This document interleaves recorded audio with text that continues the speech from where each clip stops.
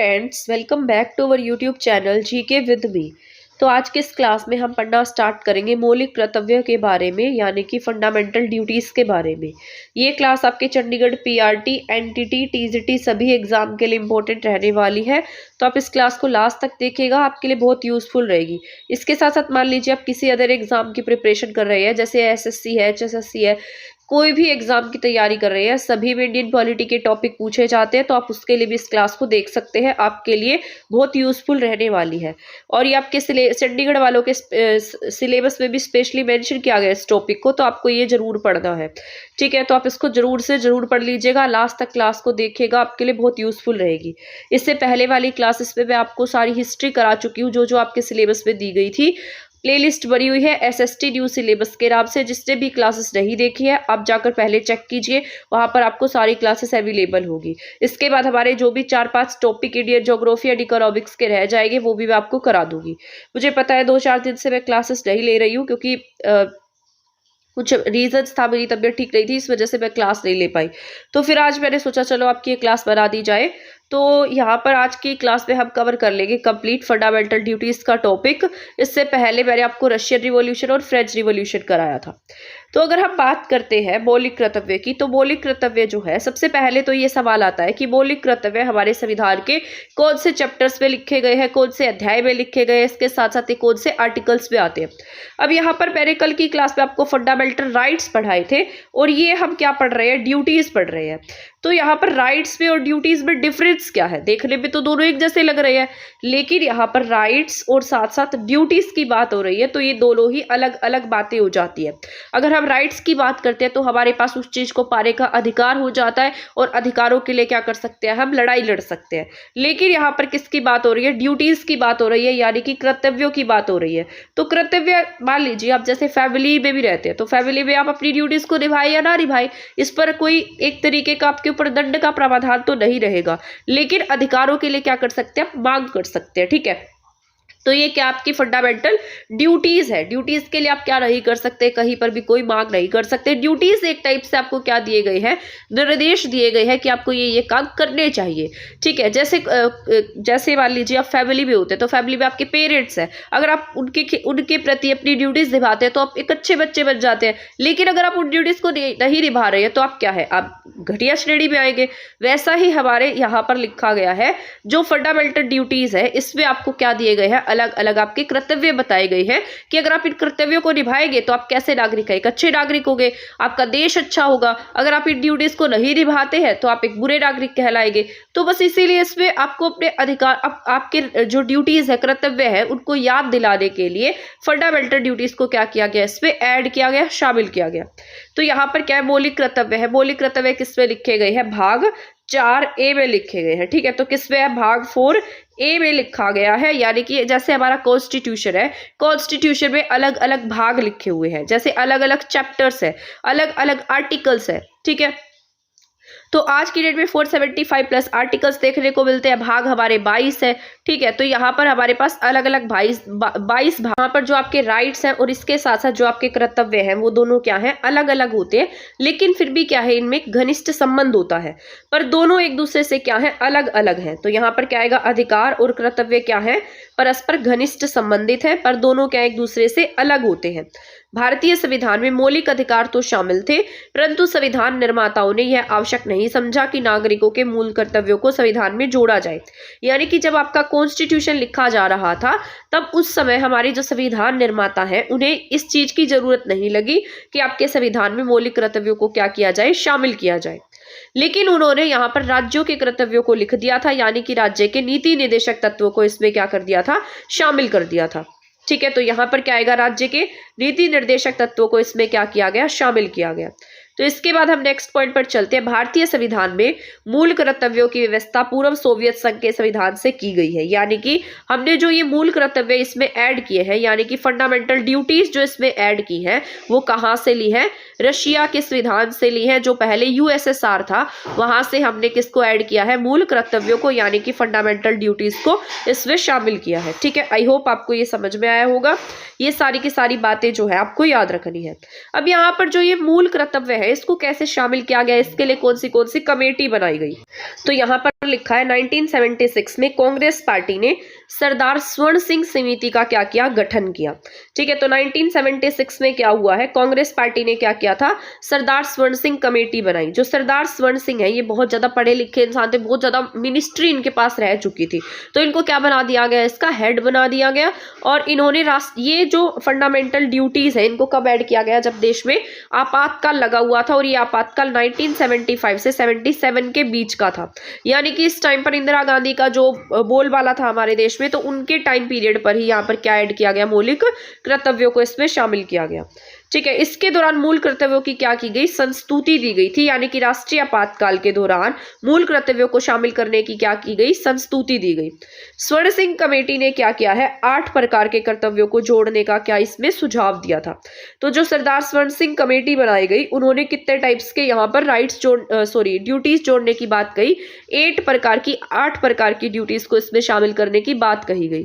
लेकिन 42 अमेंडमेंट से जब इसमें इसे शामिल किया गया तो इनकी कुछ बातें जो ऐसी थी उसको इसमें ऐड नहीं किया गया, यानी कि इसको 42 अमेंडमेंट के द्वारा संविधान में शामिल किया गया और इसमें हमारे 10 मौलिक कर्तव्यों को ऐड किया गया था।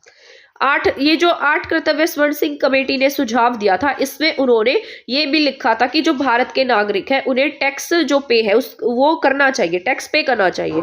लेकिन जब ये 10 मौलिक अधिकार लिखे गए तो उन 10 मौलिक अधिकारों में इसका जिक्र कहीं पर भी नहीं किया गया, यानी कि जो स्वर्ण सिंह कमेटी थी उनकी बात को पूरी तरीके से यहाँ पर नहीं माना गया। ठीक है, आई होप ये पॉइंट आपको समझ में आया होगा, क्योंकि ये पॉइंट आपसे पूछे जा सकते हैं। आगे मैं आपको सारे के सारे जो मौलिक कर्तव्य है वो सारे पढ़ाऊंगी, तो आपको ये सारे ध्यान से सुनने हैं। शायद आपसे एग्जाम में एलिमिनेट करके भी पूछ सकता है कि बताइए इसमें से कौन सा मौलिक कर्तव्य नहीं है। तो इन कर्तव्यों में टैक्स पेयर का कर्तव्य लिखा गया था, पर इसे 10 मौलिक कर्तव्यों को शामिल नहीं किया गया।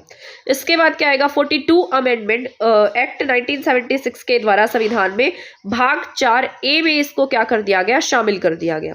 तो भाग 4A में इसे रखा गया था, लेकिन कुछ आलोचक ऐसे थे जो क्या कहते थे कि आपको इसे 4A में ना रखकर 3A सब क्लोज में रख देना चाहिए था, यानी कि जैसे आपके मौलिक अधिकार का चैप्टर है उसी के बाद इसको ऐड कर देना चाहिए था, ताकि लोगों के लिए भी क्या हो जाए, ये राइट हो कि मतलब वो क्या करे, इन बातों को माने। लेकिन इसको किस में रखा गया, भाग 4A में रखा गया। और इसके बाद में इसमें क्या ऐड कर दिया गया, आर्टिकल 51A ऐड किया गया। अभी आर्टिकल 51A जो ऐड करेंगे उसके बाद इसमें कितने मूल कर्तव्य हो जाएंगे, 11 मूल कर्तव्य हो जाएंगे।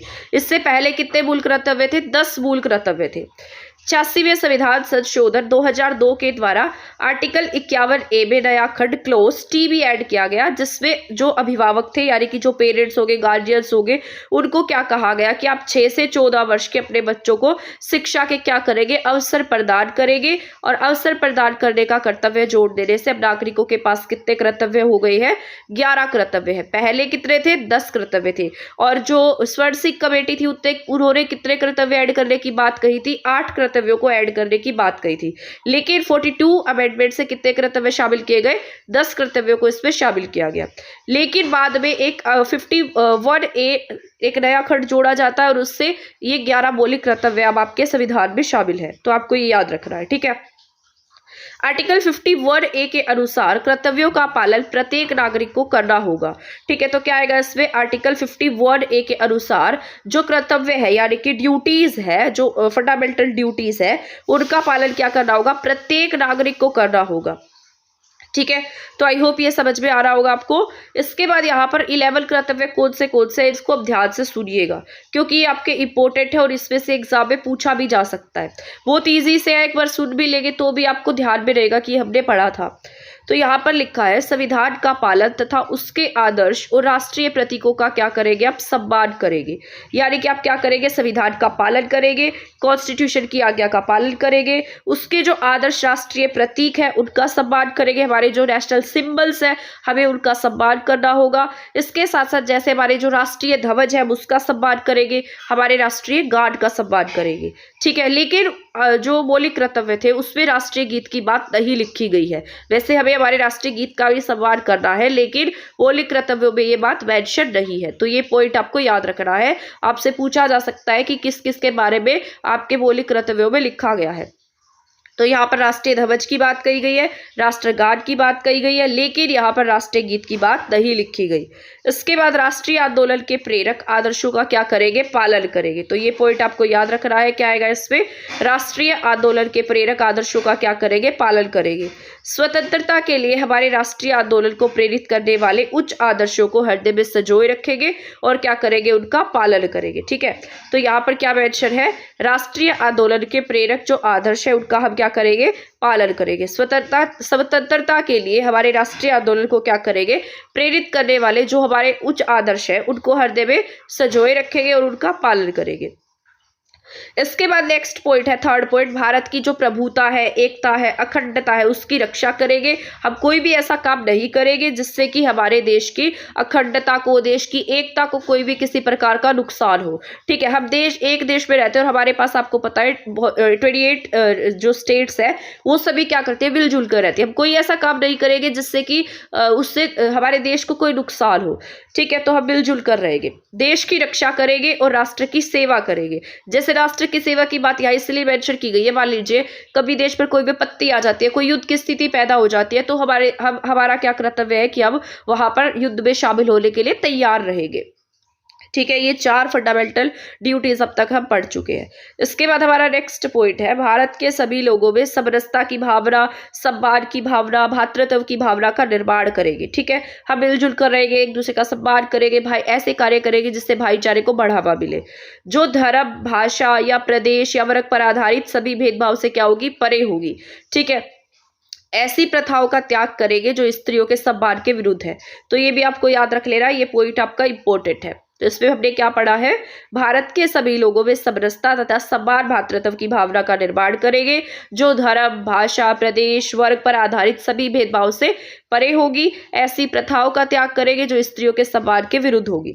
इसके बाद है हमारी समन्वित संस्कृति, यानी कि जो हमारा मिक्स्ड कल्चर, आपको पता है हमारे हर स्टेट में अलग अलग कल्चर आपको देखने को मिलता है। ठीक है, उसकी हमें क्या करनी है, अपनी गौरवशाली परंपराओं को हम समझेंगे, हमारे कल्चर की रिस्पेक्ट करेंगे और उसको समझेंगे और उसको परिरक्षण यानी कि उसकी रक्षा करेंगे। ठीक है, तो हमें हमारे कल्चर को समझना है, उसकी रिस्पेक्ट करनी है, उसको बचा कर रखना है। इसके बाद है प्राकृतिक पर्यावरण की, जिसके अंतर्गत वन, झील, नदी और वन्य जीव है, उनकी क्या करेंगे, रक्षा करेंगे और उसका क्या करेंगे, संवर्धन करेंगे, यानी कि उसको बचा कर रखेंगे, उनका संवर्धन करेंगे, कंजर्वेशन सेंटर्स बनाएंगे। ठीक है, और हर किसी के प्रति क्या रखेंगे, दया का भाव रखेंगे। तो यहाँ पर ये क्या आपका इंपॉर्टेंट पॉइंट है, क्योंकि आपको पता आजकल आपके वनों के एक्ट बने हुए हैं, वन्य जीवों के लिए एक्ट बने हुए हैं, तो ये आपके मौलिक कर्तव्य में तो शामिल है ही है। इसके साथ साथ इसके लिए क्या बनाए गए हैं, एक्ट भी बनाए गए, यानी कि कानून भी बनाया गया। इसके बाद नेक्स्ट पॉइंट क्या है, वैज्ञानिक दृष्टिकोण रखेंगे, साइंटिफिक अप्रोच रखेंगे आप। ठीक है, मानववाद और ज्ञान अर्जन तथा सुधार की भावना का क्या करेंगे, विकास करेंगे। इसके बाद नेक्स्ट पॉइंट है, सार्वजनिक संपत्ति को सुरक्षित रखेंगे और हिंसा से दूर रहेंगे। तो यहाँ पर हमें जो हमारी पब्लिक संपत्ति है, जैसे आपने देखा होगा बहुत बार लोग हिंसा करते हैं, रेलवे ट्रैक, रेलवे पटरियां, उनको उखाड़ फेंकते हैं। तो हमें क्या करना है, हमारी जो सार्वजनिक संपत्ति है उसको हमें सुरक्षित रखना है। जो जितनी भी पब्लिक संपत्ति होती है उसको नुकसान नहीं पहुंचाना है और हम हिंसा से क्या करेंगे, दूर रहेंगे। इसके बाद हमारा 10वां जो मौलिक कर्तव्य है वो ये है कि व्यक्तिगत और सामूहिक गतिविधियों के सभी क्षेत्रों में उत्कर्ष की ओर बढ़ने का सतत प्रयास करेंगे, जिससे राष्ट्रगान निरंतर बढ़ते हुए प्रयत्न करे और उपलब्धियों की नई ऊंचाइयों को छू ले। तो ये क्या करना है, आपको याद रखना है। ठीक है, तो यहाँ पर क्या मेंशन है, व्यक्तिगत और सामूहिक गतिविधियों के सभी क्षेत्रों में आगे की तरफ बढ़ने का प्रयास करेंगे, राष्ट्र का नाम करेंगे, ऐसी उपलब्धियां हासिल करेंगे जिससे हमारे देश का लाभ हो। ठीक है, इसके बाद ये जो 11th वाली ड्यूटीज है इसको बाद में इसमें शामिल किया गया था, ये पहले इसमें शामिल नहीं था।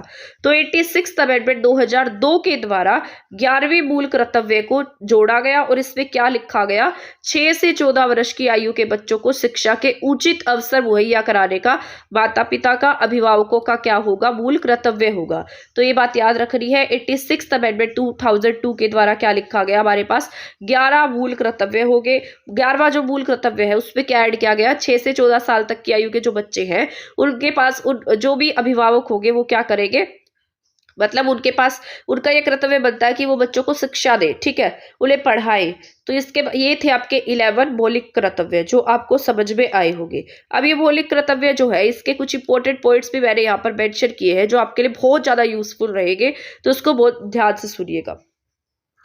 मौलिक कर्तव्य क्या नहीं है, न्यायालय द्वारा परिवर्तनीय नहीं है। अब यहाँ पर परिवर्तनीय इसलिए नहीं है क्योंकि ये क्या नहीं है, हमारे राइट्स नहीं है। अगर राइट्स होंगे तो हम किसकी शरण ले सकते हैं, सुप्रीम कोर्ट में जा सकते हैं, उसके लिए लड़ सकते हैं। लेकिन कर्तव्य जो है वो कोई निभाए या ना निभाए उसके लिए न्यायालय में हम नहीं जा सकते, यानी कि न्यायालय इसकी कोई सुनवाई नहीं करेगा, ठीक है। और न्यायालय के द्वारा ये चेंजेबल परिवर्तनीय भी नहीं होंगे।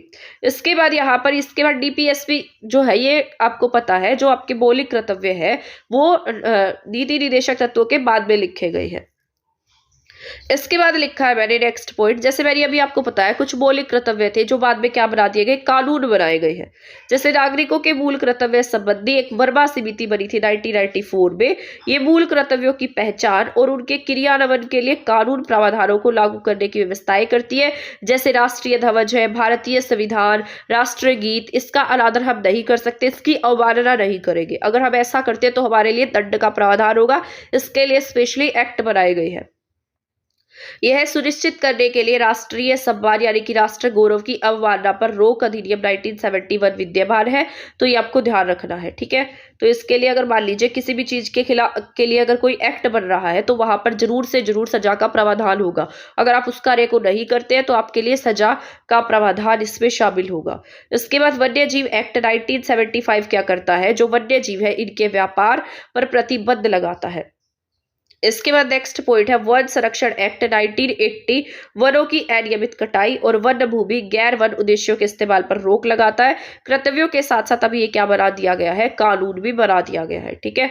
आई होप आपको ये जो मौलिक कर्तव्य या फंडामेंटल ड्यूटीज हम इसे कह रहे हैं ये टॉपिक आपको समझ में आ गया होगा। ये आपके लिए बहुत बहुत ज्यादा जरूरी टॉपिक है, बहुत ईजी सा है, छोटा सा टॉपिक है, ठीक है, बट आपके सिलेबस में मेंशन है तो आपको इसे जरूर से जरूर करके जाना है। तो हम मिलेंगे नेक्स्ट क्लास में नेक्स्ट टॉपिक के साथ। जो आपके टॉपिक्स रह गए हैं इकोनॉमिक्स के और ज्योग्राफी के वो नेक्स्ट क्लासेस में कवर हो जाएंगे। तब तक आप चैनल के साथ बने रहिए। चैनल को सब्सक्राइब नहीं किया तो प्लीज सब्सक्राइब कर ले और वीडियो को शेयर नहीं किया तो शेयर कर दीजिए। तब तक के लिए थैंक यू, धन्यवाद।